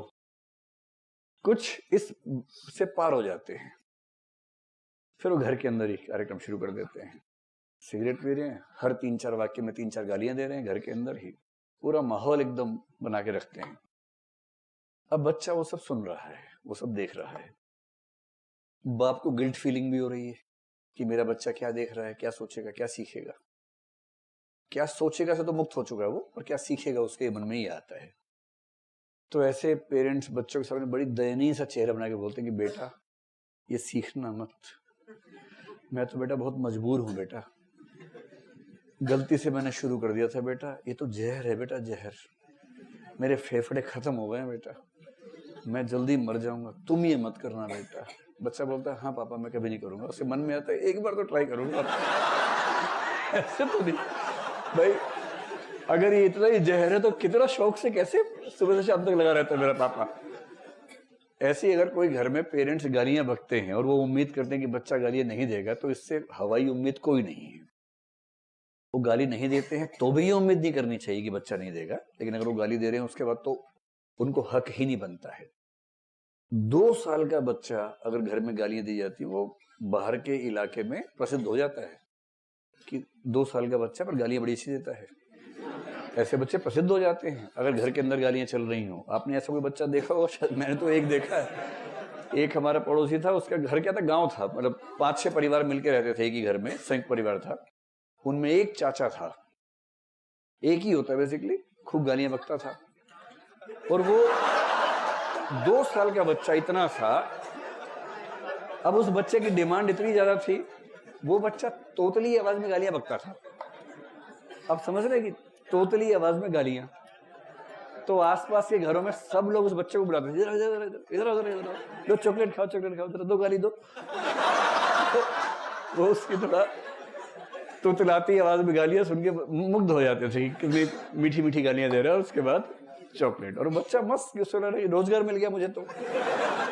इतनी कम उम्र में रोजगार, देखिए कितनी बड़ी बात है। और उसकी वजह क्या है? उसके घर में एक ऐसा व्यक्ति है जिसकी आवाज उसने सुनी है, और उसने महसूस किया कि इन शब्दों का असर बाकी शब्दों से ज्यादा है। उसे पता नहीं उसका मतलब क्या है, उसको बस ये पता है कि इस शब्द में ताकत है, और जब उसको लगता है मेरी बात कोई नहीं सुन रहा, वो शब्द बोल देता है, फिर सब ध्यान से सुनते हैं, तो उसको लगता है एकदम सही बात है, कितना ताकतवर शब्द है, फिर वो अभ्यस्त हो जाता है। यही सारा खेल है। जॉन बोंदुरा नाम है इस, भोंदू नहीं, बोंदुरा, जॉन बोंदुरा नाम का एक मनोवैज्ञानिक है। इसने रिसर्च करके स्थापित किया कि बच्चे इंस्ट्रक्शन से नहीं सीखते हैं, बच्चे सीखते हैं ऑब्जर्वेशन से, अवलोकन से, माता पिता का व्यवहार देखकर सीखते हैं। और एक शब्द में और लिखवा रहा हूं केवल परीक्षक को प्रभावित करने के लिए, वो शब्द है क्लासिकल कंडीशनिंग। ये जॉन बोंदुरा का नहीं है, लेकिन हम पढ़ेंगे दोनों साथ साथ चीजें। क्लासिकल कंडीशनिंग का सरल सा मतलब है कि बच्चे अपने आसपास का परिवेश देखते देखते वैसा ही करने लग जाते हैं। अभी आप इसका ये मतलब लिख लीजिए, सिद्धांत समझेंगे विस्तार में बाद में। क्लासिकल कंडीशनिंग, इसके हिंदी के बड़े आतताई किस्म के अनुवाद हैं। कुछ लोग बोलते हैं क्लासिकल अनुबंधन, कुछ बोलते हैं शास्त्रीय अनुबंधन, उससे ना बात समझ नहीं आती है। तो मेरा निवेदन है कि इसको देवनागरी लिपि में क्लासिकल कंडीशनिंग ही लिखिएगा तो बात समझ में आएगी। तो क्लासिकल कंडीशनिंग सिद्धांत ये है कि बच्चे अपने परिवेश में चीजों को देखते देखते वैसा ही करने लग जाते हैं जैसा उनके घर के लोग कर रहे होते हैं। इस वाक्य को नोट कर लीजिए, ध्यान रहेगा। तो बच्चों का अपने माता पिता का व्यवहार देखते देखते वैसा ही करने लग जाना, ये क्लासिकल कंडीशनिंग है। अगर आपने बच्चों को थोड़ा सा ध्यान से गौर किया हो तो 6-8 महीने का बच्चा अपने बाप और माँ की एक्टिंग खूब करता है, उसको रोल प्लेइंग कहते हैं। जैसे बाप मान लीजिए ब्रीफकेस लेके जाता है ऑफिस, तो बच्चा ब्रीफकेस जैसी कोई वस्तु उठा लेगा, ऐसे चलेगा, फिर बोलेगा सुनीता खाना बना दिया। माँ सोच रही है कि देखो ये टिंडा इतना छोटा सा नाम से बोल रहा है मुझे, लेकिन माँ मुग्ध हो जाती है कितना प्यार से बोलता है बच्चा। फिर वो बाप के सामने माँ की एक्टिंग करता है, एकदम आटे वाटे में हाथ रखकर चला जाता है, ए जी खाना खा लो। तो ए जी मतलब अबे गधे, शॉर्ट फॉर्म में, इसकी शॉर्ट फॉर्म में।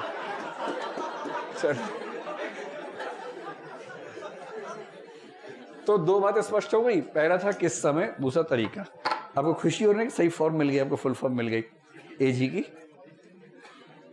आपके चेहरे की खुशी देख के मैंने अनुमान किया कि आपको बड़ा मजा आ गया सुनकर। चलिए, तीसरा है कौन से मूल्य, परिवार हमें कौन से मूल्य सिखाता है। इसके दो पक्ष हैं, एक तो ये कि वो मूल्य आधारभूत होते हैं या मतलब इंस्ट्रूमेंटल हैं कि टर्मिनल वैल्यूज हैं, तो ये होता है, या फाउंडेशन वैल्यूज हैं। तो पहला उत्तर तो इसका ये है कि परिवार आमतौर पे आधारभूत मूल्य सिखाता है आपको।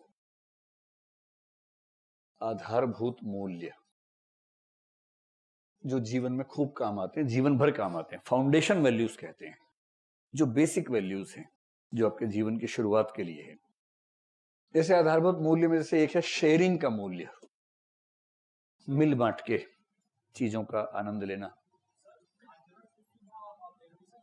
एक ही बात है, मतलब मेरा आचरण बच्चे ने अवलोकन से सीख लिया, तो आचरण को देख के सीखना या अवलोकन से सीखना एक ही बात है। वो एंगल का अंतर है कि किसको ध्यान में रख के हम कह रहे हैं, ठीक है। इन दोनों में आचरण में अवलोकन में क्या अंतर है? माँ बाप का आचरण है, बच्चा कर रहा है अवलोकन, बस। तो बच्चे ने कैसे सीखा? अवलोकन से सीखा। किंतु किसके अवलोकन से सीखा? आचरण के अवलोकन से सीखा। इसको बोलेंगे आचरण से सीखा। एक को बात है एकदम ठीक। चल, तो एक तो है कि आधारभूत मूल्य जैसे शेयरिंग है, और क्या क्या मूल्य होते हैं छोटे बच्चों को सिखाने वाले? केयरिंग तो बहुत छोटा बच्चा क्या सीखेगा, लेकिन ठीक है कर लीजिए। शेयरिंग है, केयरिंग है, सम्मान करना बड़ों का, ये सब जो मूल्य हैं, थोड़ा विनम्र रहना, ये सब बेसिक मूल्य हैं जो एक सोसाइटी के मेंबर बनने के लिए जरूरी होते हैं। शेयरिंग का मूल्य सबसे बेसिक है, क्योंकि बच्चे दिखते हैं भगवान जैसे, होते हैं शैतान बेसिकली। उनके अंदर मतलब मानवीयता नाम का कोई तत्व नहीं होता है, 1% भी नहीं होता बच्चों के अंदर। उतना स्वार्थी पीस आपको कहीं नजर नहीं आएगा जितना छोटा बच्चा होता है। आप उसकी प्रिय वस्तु को छीन के देखिए 1 सेकंड के लिए, उसका चेहरे का भोलापन वालापन सब खत्म हो जाता है उसी समय। एक दूसरा बच्चा घर में ले आइए थोड़ी देर के लिए उसी साइज का, और उसका प्रिय खिलौना, जिससे वो खेल भी नहीं रहा था, वो उसको देके देखिए दूसरे बच्चे को, या उसकी माँ दूसरे बच्चे को गोदी में उठा ले बस एक बार, फिर देखिए उसकी हालत क्या होती है। और पैर पटकेगा, सिर पटकेगा नीचे, उसको उसी समय गोदी में जाना है अपनी माँ की, जो वैसे दुत्कारता रहता है माँ को अपनी, लेकिन उस समय जाना है गोदी में, उसी गोदी में जाना है, और अकेले रहना है वहां पर। अगर 2 भी उठा सकती है माँ, मान लीजिए माँ वेट लिफ्टिंग करती है और माँ ने दोनों को उठा लिया तो भी नहीं, ये कैसे यहाँ पर है? ऐसे स्वार्थी बच्चे को शेयरिंग का मूल्य सिखाना मजाक नहीं होता है, लेकिन सिखाना पड़ता है, धीरे धीरे सीखते हैं बच्चे। दूसरी बात, मूल्य परिवार जो सिखाता है वो हमेशा अच्छे होते हैं या बुरे भी हो सकते हैं, दोनों हो सकते हैं। भाई सीधी सी बात है, जो मूल्य पेरेंट्स के हैं वो बच्चों में जाएंगे। अगर पेरेंट्स हैं ही बुड़बक टाइप के तो बच्चे क्या बनेंगे? बुड़बक। बुड़बक समझते हैं? मूर्ख, मतलब गधे किस्म के। अगर पेरेंट्स का दिमाग चलता ही उतना है तो क्या सिखाएंगे बच्चों को? वही तो सिखाएंगे, और क्या सिखाएंगे? तो इस बात से बड़ा फर्क पड़ता है कि जिस परिवार में आप हैं उस परिवार का वैल्यू सिस्टम क्या है।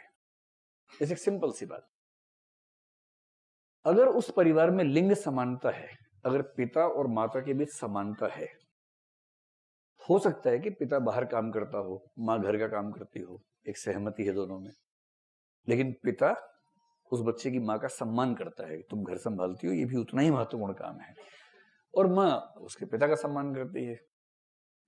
सिमेट्रिकल फैमिली बोलते हैं, सममितीय परिवार, जिसमें दोनों स्पाउसेस के बीच में संबंध लगभग बराबरी के होते हैं। तो ये बच्चा बेटा हो या बेटी हो, अपने विवाह के बाद अपने जीवन साथी को बराबरी के साथ देखेगा। और यदि ये पैदा हुआ सामंत परिवार में, जहां बाप सामंत है और माँ प्रजा है, माँ सिर झुका के रहती है, अंत में खुरच खुरच के खाना खाती है बच जाए तो, वरना नहीं खाती है, तो ये बच्चा अगर लड़का है तो बड़ा होके वैसा ही लाटसा हो जाएगा जैसा उसका बाप था, क्योंकि उसने ऑब्जर्वेशन में देखा है कि मैं तो लाट साहब बनने के लिए पैदा हुआ हूं। इसलिए परिवार का अपना मूल्य स्तर क्या है, मूल्य संरचना क्या है। जैसे मान लीजिए परिवार में सांप्रदायिकता का मूल्य है, उस परिवार के लोग कट्टर है मान लीजिए, तो बच्चा भी अमूमन कट्टर हो जाएगा। 10 में से 7, 8, 9 मामलों में बच्चा लगभग वही मूल्य सीखेगा जो परिवार ने सिखाया है।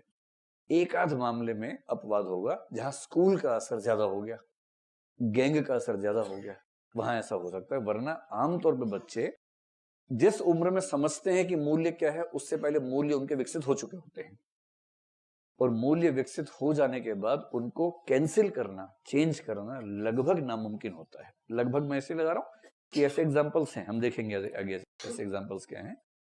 तो आप बताएंगे कि अच्छे मूल्य भी हो सकते हैं, डिपेंड करता है कि पेरेंट्स का मूल्य बोध क्या है, और बुरे में आप कह सकते हैं कि वो कट्टर हो सकते हैं, रूढ़िवादी हो सकते हैं,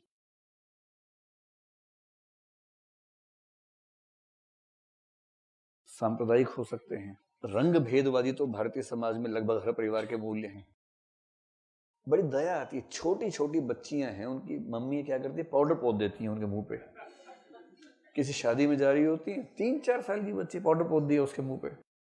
बच्ची को अच्छा क्यों लगे, वो कह रही क्या लगा रहे हो मेरे मुंह पे, कह रही है अपना मुंह देखा कभी, क्या लगा रहे हो, ठीक से बन के जाओ बाहर, लोग क्या सोचेंगे।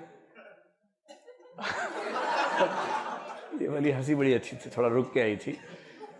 उसके बाद क्या होता है कि 7-8 साल के अभ्यास के बाद वो बच्ची खुद ही पाउडर के बिना बाहर निकलती ही नहीं, फिर पर्स में 3-4 रखती है साथ में, जहां थोड़ा सा पानी बरस गया खट से कहीं गई वहां लगाया उसके, और उसके बाद फिर उसे पता है जैसे वैल्यूज में फाउंडेशन वैल्यू होती है, ऐसे मेकअप में भी फाउंडेशन पहले लगा देना है, वो बेसिक होता है, बेसिक है, उसके ऊपर कई परतें उसके बाद लगाई जाएंगी, और फिर अलग ही चेहरा सामने आता है। कल एक वो वीडियो बड़ा वायरल हो गया, उस महिला का जो कोई मंडल है, क्या इससे किसी को क्यों अच्छा लग सकता है। और अक्सर आप देखेंगे कि थोड़ा ज़्यादा मेकअप होने के बाद आदमी डरावना हो जाता है, लेकिन तब भी शौक होता है, शौक बड़ी चीज़ है। चलिए 3 बातें हो गई। तो परिवार के जो मूल्य पे असर है, समय कौन सा है, तरीका कौन सा है, कौन से मूल्य हैं। अंतिम बात है उसका इम्पैक्ट, प्रभाव। आप बताएंगे कि इसका इम्पैक्ट जीवन में सबसे अधिक होता है, सर्वाधिक। दुनिया में सबसे शानदार व्यक्ति जो भी आपको मिलेंगे, आप पाएंगे कि उनका बचपन ऐसा गुजरा कि उनका मूल्य विकसित होने का प्रोसेस ठीक रहा। लगभग अपवादहीन तरीके से ये बात कही जा सकती है। इसलिए एक पॉइंट ये भी आता है कि यदि किसी को बचपन ठीक से नहीं मिला, उसके मूल्य ठीक से विकसित नहीं हुए, इसलिए वो बुरा व्यक्ति बन गया, अपराधी बन गया, और बाद में आपने उसको मार मार के जेल में ठूंस दिया।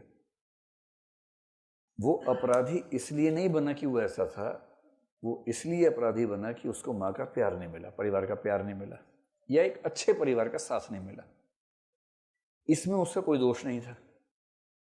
तो मूल कारण में वो कहीं नहीं है बेचारा, और एक बहुत रोचक तथ्य यहाँ और देखिए, सीबी मैकफरसन नाम का बड़ा अच्छा चिंतक है, विचारधारा जब पढ़ेंगे मैं जिक्र करूंगा। जॉन रॉल्स का नाम सुना है आप लोगों ने? हाँ, तो जॉन रॉल्स जिस विचारधारा का व्यक्ति है उसको हम इगैलिटेरियनिज्म कहते हैं, समतावाद, जो सकारात्मक उदारवाद का 20वीं शताब्दी का रूप है, 1950s के आसपास का, उसका नाम है समतावाद। इक्वेलिटेरियनिज्म या इगैलिटेरियनिज्म दोनों शब्द चलते हैं। तो समतावाद में जॉन रॉल्स के समानांतर एक ही चिंतक खड़ा हो पाया, उसका नाम है सीबी मैकफरसन। उसने बड़ी शानदार एक बात कही, आप समझिए। देखिए, इस क्लास का पर्पस ये भी कि समाज को देखने की निगाह हमारी ठीक हो जाए, है ना। उस मोटी स्थूल निगाह से मत देखिए, समाज की समस्याओं को ठीक से समझें। आपने कभी गौर किया कि ज्यादा अपराध निम्न आय वर्ग के लोग करते हैं? कभी आप अगर गौर करेंगे तो फांसी की सजा पाने वालों में आपको दलितों, मुसलमानों या अल्पसंख्यकों और गरीबों की आबादी कम से कम 90% मिलेगी, 90% से ऊपर मिलेगा, जिन्होंने ऐसे अपराध किए जिसके बदले उनको फांसी मिली या फांसी मिलते मिलते रह गई, मतलब बाद में माफ हो गई अलग बात है, लेकिन मिलते मिलते रह गई। तो आप देखेंगे कि जो अपराध के आंकड़े आप पढ़ते हैं, मैं उनकी बात कर रहा हूं, उसमें जघन्य अपराध, खतरनाक अपराध, हिंसक अपराध, चोरी, डकैती, छेड़खानी, बलात्कार, इन अपराधों में आप पाएंगे कि गरीब, दलित, माइनॉरिटीज का अनुपात हमेशा ज्यादा दिखेगा। इसका मतलब ये रत्ती भर भी नहीं कि वो लोग बुरे होते हैं, इसका ये मतलब नहीं है। इसमें एक फैक्टर तो साफ साफ है कि जो अमीर है वो अपराध करके पैसा खिला के बच जाता है, एक फैक्टर ये भी है। दूसरा, अमीर व्यक्ति को अपराध करने की उतनी जरूरत भी नहीं पड़ती है, उसे वो चीजें आसानी से यूं ही उपलब्ध हैं जिनकी अनुपलब्धता से परेशान होकर गरीब व्यक्ति अपराध करता है, ये फैक्टर भी है। और इसी तरह से कई और फैक्टर्स हैं। अगर आप एक ऐसी जाति में हैं जहां सुविधाएं ज्यादा हैं, पुरुष हैं जहां अधिकार ज्यादा हैं, संसाधन ज्यादा हैं, तो अपराध की जरूरत आमतौर पर आपको वैसे भी कम होनी चाहिए।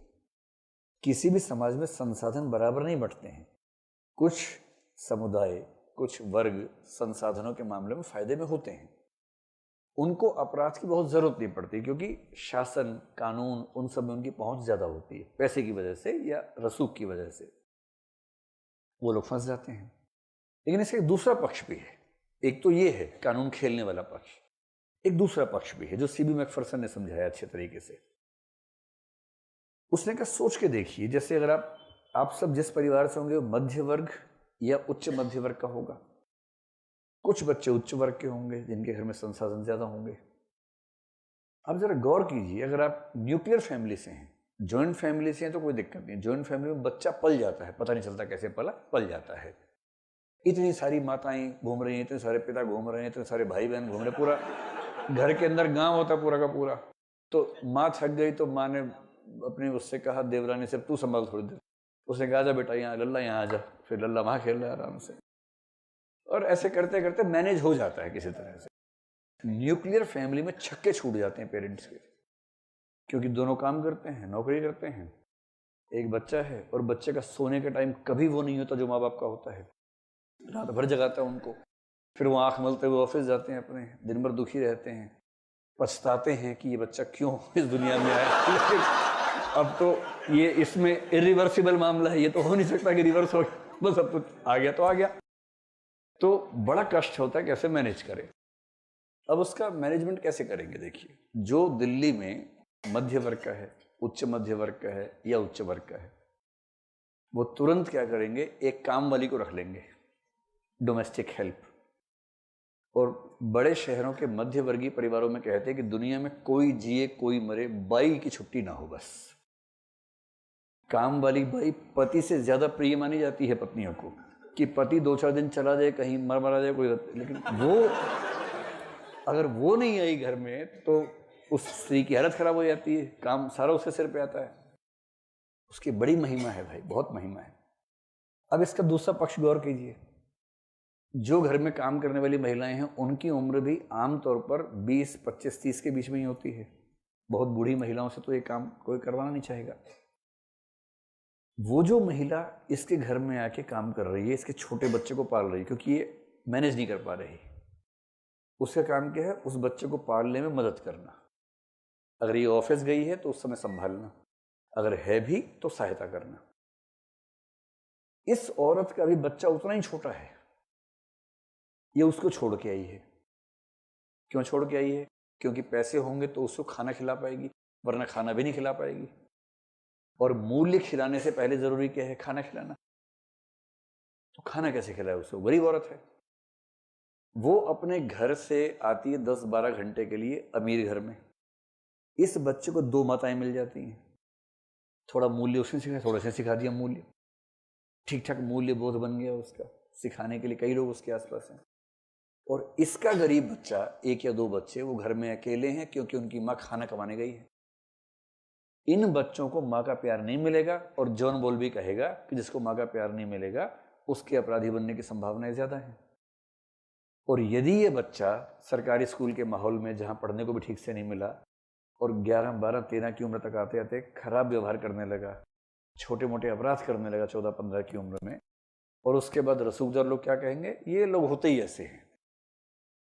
उनकी मोटी बुद्धि में ये नहीं समाएगा कि इस व्यक्ति के ऐसा बनने में सबसे बड़ी भूमिका इसकी है कि इसको इसकी मां नहीं मिली, और अमीर बच्चे को 2 माताएं मिली थी परवरिश के समय। ये बात जिस व्यक्ति ने सिखाई वो सीबी मैकफरसन है, और उसने कहा कि अपना विकास करने की शक्ति खत्म हो जाती है गरीब वर्ग की, क्योंकि अमीर वर्ग उनसे उनका परिवार भी छीन लेता है और अपने विकास में उनके परिवार को भी झोंक देता है। तो जब कभी आप सुने कि जघन्य अपराधों में गरीबों की, दलितों की, अल्पसंख्यकों की भागीदारी ज्यादा है, इसकी वजह समझिए। ये मामला बाई चॉइस नहीं होता है, इसके पीछे की परिस्थितियां कैसे काम करती हैं, समाज को समझने के लिए बहुत जरूरी है। तो खैर, प्रभाव सर्वाधिक है, और आप कह सकते हैं कि जीवन भर ये प्रभाव, मतलब मोटी सी बात है कि जो मूल्य 6 साल तक बन गए, लगभग पूरा जीवन व्यक्तित्व वैसा ही रहता है। उसमें छोटे मोटे चेंजेस आए तो आए, बहुत बड़ा चेंज आने की संभावना नहीं होती है। लिख पाएंगे 150 शब्दों में? पक्का? ठीक है। अब दूसरा हिस्सा ले लीजिए कि शिक्षा संस्था की भूमिका क्या है। जी, उठ के बोलो जोर से, बुलंद आवाज में।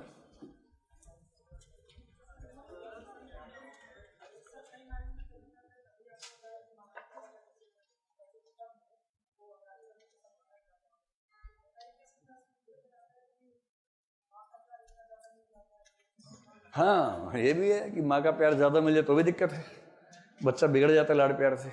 हाँ, वो तो है ही। तो माँ को समझदार भी तो होना चाहिए।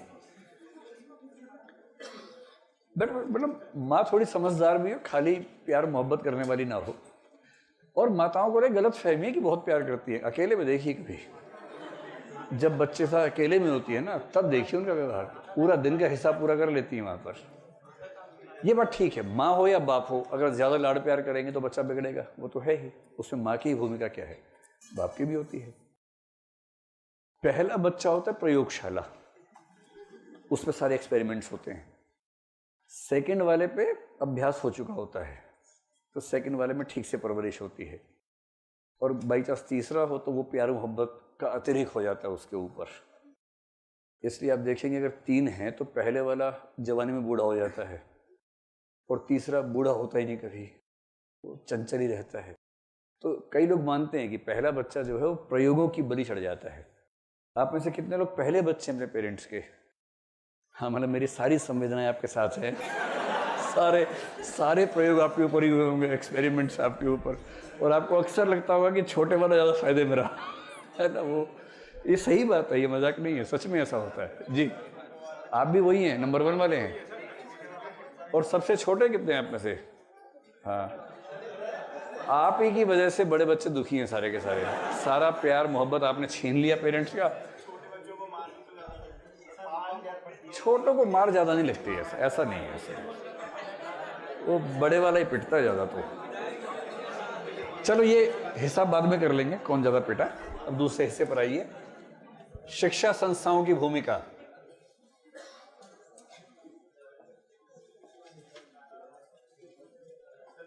जी,